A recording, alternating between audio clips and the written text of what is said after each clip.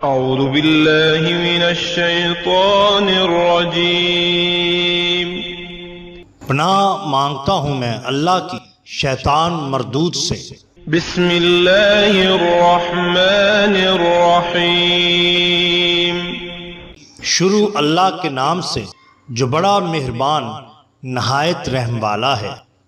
The bottom line کے ناظرین کرام السلام علیکم۔ محترم ناظرین، ہم اپنی آج کی ویڈیو میں یہ بتائیں گے کہ کوفی نے جب حضرت علی کرم اللہ وجہ الکریم سے پوچھا کہ میری داڑھی کے کتنے بال ہیں تو حضرت علی کرم اللہ وجہ الکریم نے کیا جواب دیا۔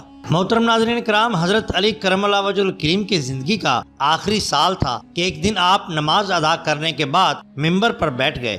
آپ نے خطبہ پڑھا اور لوگوں کو واعظ و نصیحت کرنے لگے۔ اس کے بعد ارشاد فرمایا، اے لوگو، دوسرے لوگوں کی طرح مجھے بھی عنقریب اس دنیا سے رخصت ہونا ہے، پس مجھ سے وہ باتیں پوچھ لو جو تم نہیں جانتے تاکہ تمہاری معلومات میں اضافہ ہو۔ مجلس میں چند لمحے خاموشی رہی۔ اس کے بعد ایک کوفی شخص اپنی جگہ سے اٹھا اور کہنے لگا، اے علی، اب جب کہ تم ہر چیز جانتے ہو مجھے بتاؤ کہ میری داڑھی میں کتنے بال ہیں۔ حضرت علی کرم اللہ وجہ الکریم مسکرائے اور اپنے ہونٹوں پر ہونٹ رکھ دیے، لیکن ابھی آپ نے کوئی بات شروع نہ کی تھی کہ مجلس کی خاموشی ٹوٹ گئی اور ہر طرف سے چیم گوئیوں کی آوازیں آنے لگیں۔ سب نے اپنی گردنیں بلند کی اور سوال کرنے والے کو دیکھنے لگے، انتظار کرنے لگے کہ آپ اس سوال کا کیا جواب دیتے ہیں۔ حاضرین میں کچھ دشمن بھی موجود تھے، اس لیے کہنے لگے، علی کوئی جواب نہ دے سکیں گے۔ ہر شخص کی داڑھی کے بالوں کی تعداد الگ الگ ہوتی ہے، اس لیے حضرت علی کرم اللہ وجہ الکریم کو کیسے معلوم ہے کہ اس کے بالوں کی تعداد کتنی ہے؟ اسی طرح حضرت علی کرم اللہ وجہ الکریم کے کچھ نادان دوست کہنے لگے کہ حضرت علی کرم اللہ وجہ الکریم اس کی داڑھی کے بالوں کی تعداد بتا دیں گے۔ دانا دوست کہنے لگے، جو کچھ بھی ہو علی کا جواب درست اور مناسب ہوگا۔ جس شخص نے سوال کیا تھا اپنی جگہ پر کھڑا تھا اور سوچ رہا تھا کہ معلوم نہیں حضرت علی کرم اللہ وجہ الکریم میرے سوال کا جواب معلوم بھی ہے ان کو یا نہیں۔ اگر انہوں نے کہہ دیا کہ 3000 تو کیسے معلوم ہوگا کہ یہ جواب درست ہے؟ اس طرح مجبوراً حضرت علی علیہ السلام کا جواب قبول کرنا ہوگا، لیکن اس کی دلیل بھی دریافت کروں گا۔ اگر حضرت علی نے مذاق کرتے ہوئے جواب دیا کہ تمہاری داڑھی کے بالوں کی تعداد تمہارے سر کے بالوں سے نصف ہے تو اس وقت پوچھوں گا کہ میرے سر کے بالوں کی تعداد کتنی ہے؟ شاید یہ کہہ دیں کہ تمہاری داڑھی کے بالوں سے 2 گنی ہے، پھر اس وقت اعتراض کروں گا کہ یہ تو مزاح ہے، میں تو درست جواب چاہتا ہوں۔ غرض پوری محفل میں عجیب و غریب قسم کے تصورات لوگوں کے ذہن میں جنم لے رہے تھے۔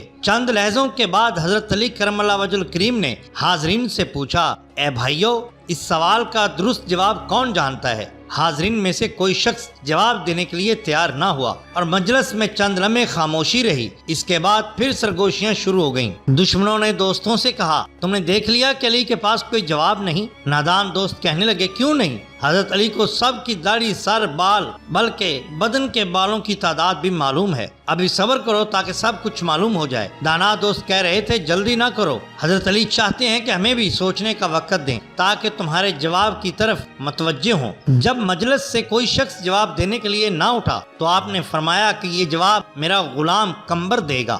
آپ نے جناب قمبر کو آواز۔ قمبر حضرت علی کی خدمت میں ایک آزاد کردہ غلام تھا جو علی کے مکتب کا تربیت یافتہ آپ کا خدمتگار اور جان نثار تھا۔ سب لوگ قمبر کو پہچانتے تھے۔ جب بھی علی مسجد سے نکلتے تو قمبر آپ کے ہمراہ رہتا۔ اس موقع پر بھی قمبر دروازے پر نہایت خاموشی سے کھڑا گفت و شنید سن رہا تھا۔ جناب قمبر آئے اور انہوں نے سوال کرنے والے سے کہا، اے مرد، اگر تو لوگوں کا بدخواہ نہیں اور سچے ہو تو اس بات کی تصدیق کرو کہ اس سوال سے تمہارا مقصد کیا ہے۔ ایسا معلوم ہوتا ہے تو تمہارا مقصد اپنے علم میں اضافہ نہیں بلکہ تجھے تمہاری غفلت اور بدبختی نے اس بات پر آمادہ کیا کہ مسلمانوں کے پیشوا سے عجیب و غریب سوالات پوچھو، یا پھر چاہتے ہو کہ اپنے آپ کو نازک مزاج اور زیرک ثابت کرو اور حیرت انگیز سوالات سے جاہلوں کی توجہ اپنی طرف دلانا چاہتے ہو، یا شاید سمجھتے ہوگے کہ تم نے کوئی اہم اور مشکل مسئلہ دریافت کیا ہے جس کا کوئی جواب نہیں۔ لیکن یاد رکھو، علی کو وہ تمام باتیں معلوم ہیں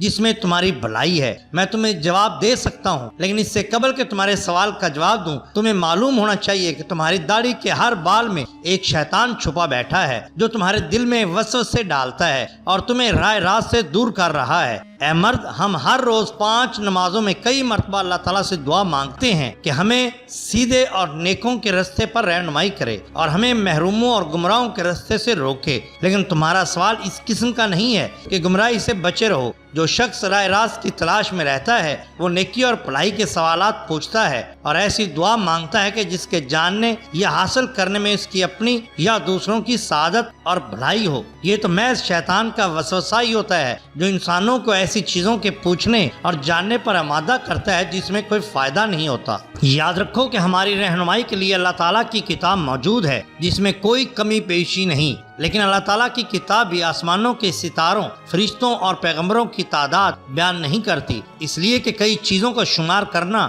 بے حاصل ہے جب تک کہ اس میں فائدہ نہ ہو۔ جو شخص بیمار کی نبض کی گنتی کرتا ہے طبیب کہلاتا ہے۔ ایسا شخص بیماری کا سبب دریافت کرتا ہے، لیکن دین کے پیشوا انسانی روح کے طبیب ہوتے ہیں۔ ہمارے پیغمبر صلی اللہ علیہ وآلہ وسلم بھی اس لیے تشریف لائے کہ لوگوں کی راہ راست پر رہنمائی کریں۔ کوفی کہنے لگا، اے قمر، تو نے واعظ اور نصیحت تو کر دیے لیکن میرے سوال کا جواب نہیں دیا۔ قمر نے کہا، میں اس کام میں مشغول ہوں لیکن چاہتا ہوں کہ موضوع زیر بحث زیادہ روشن ہو سکے، اس لیے مجھے بتاؤ کہ تمہارا پیشہ کیا ہے۔ سوال کرنے والے نے کہا، میرا پیشہ ترازو سازی ہے۔ میں کھجور کی لکڑی، اس کے ریشے اور پتوں سے ترازو بناتا ہوں اور فروخت کرتا ہوں، لیکن میرے پیشے اور میرے سوال میں کیا ربط ہے اے قمر؟ حضرت قمر نے کہا، اس میں ربط یہ ہے کہ اگر ایک ترازو ساز 1 سال خرچ کرے اور کوشش کرے کہ عمدہ اور بہتر ترازو بنائے، یقیناً ایسے ترازو کی پائیداری اور فائدہ زیادہ ہوگا، لیکن اگر وہ 2 دن صرف کرے اور خود ہی اندازہ کرتا رہے کہ چند ماش اور چنے کے دانے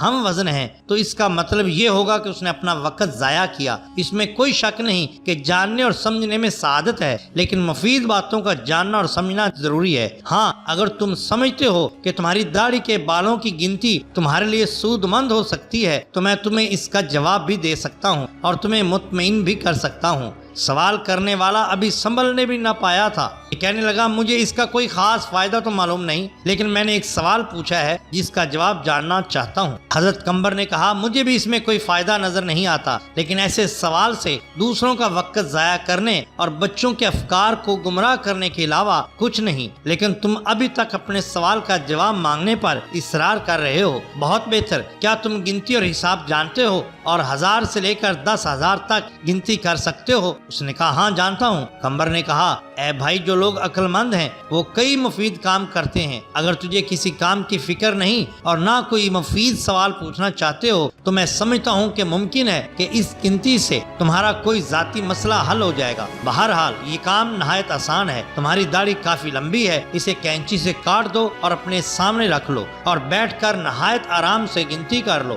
کہ کتنے بال ہیں۔ اگر اب بھی راضی نہیں ہو تو مجھے بتاؤ۔ مسجد میں بیٹھے ہوئے لوگ بہت خوش ہوئے، کئی چہروں پر مسکراہٹ چھا گئی اور گنگناہٹ شروع ہو گئی۔ دوست اور دشمن ایک دوسرے کو دیکھنے لگے۔ دشمنوں نے کہا، ہم بھی اس موضوع سے غافل تھے۔ قمر درست کہتا ہے۔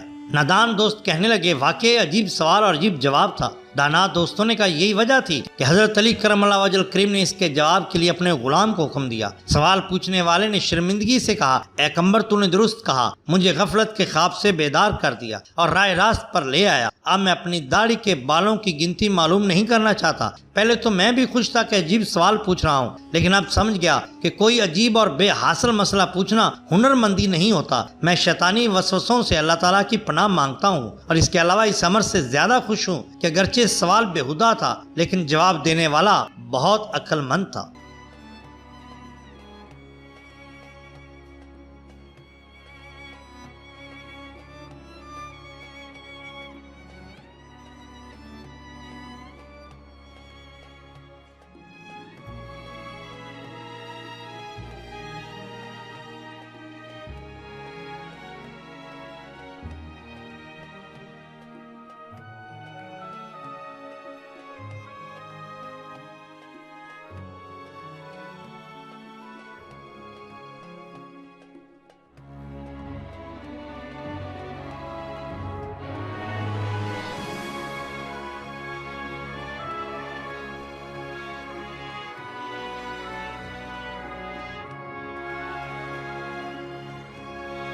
ناظرین کرام، یہ ہوتی ہے اولیاء اللہ کی شان۔ محترم ناظرین، اگر آپ کو ہماری یہ ویڈیو پسند آئی ہو تو لائک کیجئے، سبسکرائب کیجئے ہمارے چینل دا باٹم لائن کو، تاکہ ہم آپ کے لیے اور بھی بہترین ویڈیوز لا سکیں۔ اپنے دوستوں کا، گرد و نواح کے لوگوں کا بہت خیال رکھیے۔ اللہ اور اللہ کے رسول صلی اللہ علیہ وآلہ وسلم سے بہت محبت کیجئے۔ آپ کا بہت شکریہ۔ اللہ حافظ۔